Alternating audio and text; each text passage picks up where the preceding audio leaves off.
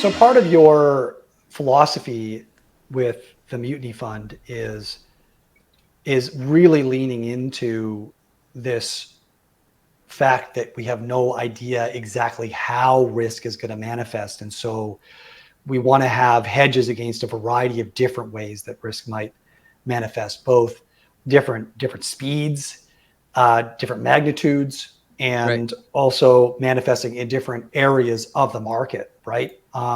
So, I mean, I think again, just sort of illustrating how we are sort of really thinking alike in terms of trying to be humble about having too active a view about the types of things, either the opportunities that we're going after or the risks that we're trying to hedge, right? Like in more of a, I don't know what's coming. I want to be prepared for as many things as I can imagine without acknowledging that there are things that could happen that I cannot or do not imagine, right?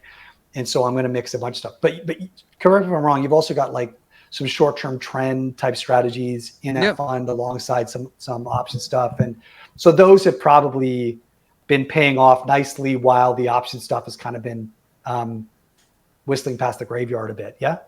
Yeah, so like we believe, like you're saying perfectly, we do believe in diversifying or diversifier. So even how I was saying, it was like dispersion is done well, or gamma scalping, and especially gamma scalping and like long dated cross asset vol has done really well in 2022, but they were terrible in Q4 of 2021. Those were Right. like the actual drawdowns. So it's like it's diversifying those diversifiers because the sell off has so many path dependencies. And what you're saying that was great is like not only do we use long volatility tail solutions, we also use intraday trend following, which is exceedingly hard. Most people think can't be Right. done, but they trade on those market indices so they can take that delta one position. So right now, why volatility has that headwind is because you're paying out for that implied volatility. But if you're directionally shorting those market indices with those delta one futures instruments, then you don't have to pay up for that implied volatility, but you have to time your directional trade right. So yeah, that's another way that we think about ballasting that portfolio is like you have different ways of playing this. You can use volatility, relative value. You can use long volatility, which is just opportunistically trade the tails. You can use classical tail risk solutions like rolling puts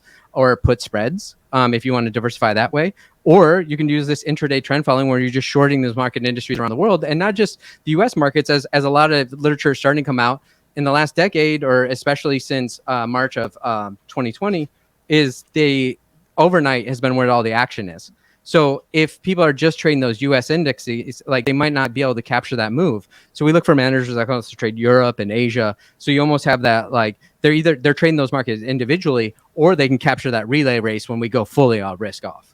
So like those, and then so it's that diversifying your diversifiers because once again I'm pretty agnostic about everything in life. And so we don't really know what's going to happen, especially if it's a unique path dependency. And let's say it only happens every 7, 10, 12 years. You better make sure you capture the meat of that move. And so that's why I can't take idiosyncratic risk with that. I don't have a hero trade that I think is going to pay off and this specific path dependency is going to happen. You know, it's that diversifying your diversifiers to make sure you have the best chance at capturing that move.